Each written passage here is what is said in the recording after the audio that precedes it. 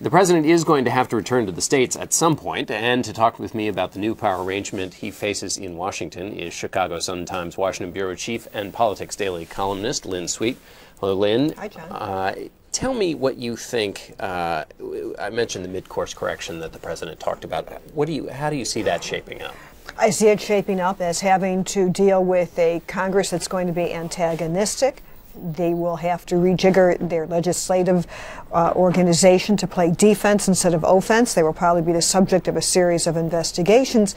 And then right after the first of the year, not only does the president, John, start his re-election campaign, but he's going to get incoming fire from a lot of 2012 Republican candidates. There's a debate still, it seems to me, between whether to kind of go the conciliatory, these are rough stereotypes, but the conciliatory sort of Clinton triangulation approach, or the 1946-48 Harry Truman run against Congress, beat them up. How do you see the president coming down? Well, I think we need maybe a stool with 5 legs on it, because instead of 3, because he might just try a variety of new approaches. Both sides know they probably have to come up with something. On the other hand, Obama probably and his team, I hear, would not mind saying, I don't own the economy solely. I don't own that jobless rate entirely. We have to, you're going to wear the jacket with me.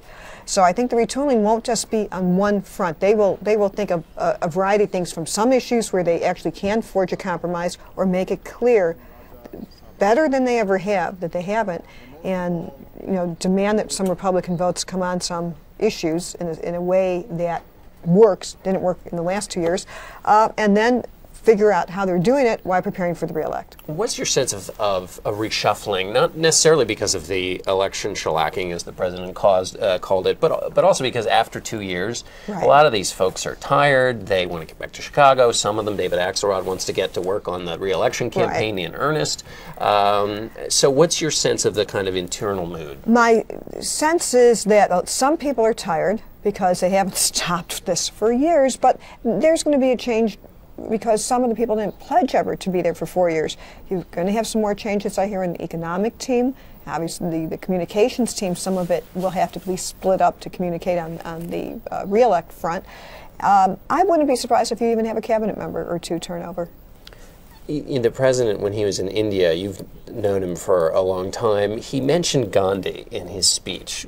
Do a little archaeology here on his past history and where that comes from. And thank you for bringing that up, because that has been a constant source of conversation in his various speeches and public appearances in India. It comes from one of his heroes, who he says and has said inspired him to become a community organizer as a young man, and he has said that his standing as president today is a direct link from Gandhi to Martin Luther King to his being able to run and win for president in the United States. In his Senate office, he had a picture, yes, of Martin Luther King and Gandhi.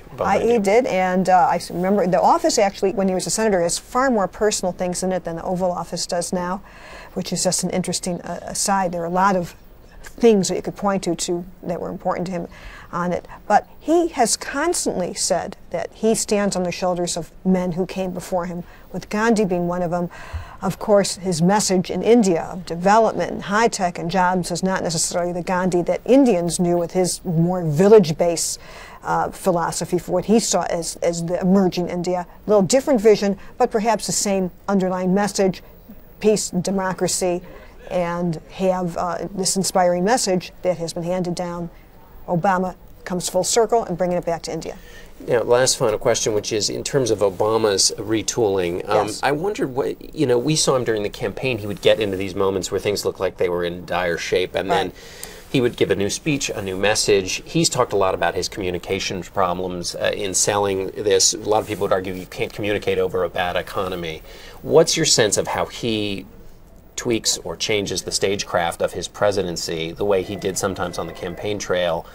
I mean, do you get a sense of is this something that's solved with a big speech, that's solved with lots more meetings with Republicans? I mean, or is it something that's not solved by any of these tricks at all? Well, right. Is it a communication problem or a substance problem? We could have a 12-hour special on this. But because we have a tiny amount of time, my quick prediction is I think they will continue basically going outside Washington. They have never really changed their faith, that they have ups and downs, and they just have to hope that the up hits when the election does. In this last case last week, it did not. And I think they have a faith that you cannot change Barack Obama. And this is a man who gives a 150-word answer to a question that might have been solved by some people with a shorter way. I don't think you could change that. You cannot move that ship overnight. So the events might change, but the main way of getting Obama out is to do more explaining. Maybe if he uses those 150 words to explain it better, that's what you'll see. Okay, Lynn Sweet, thanks so much. Thank you.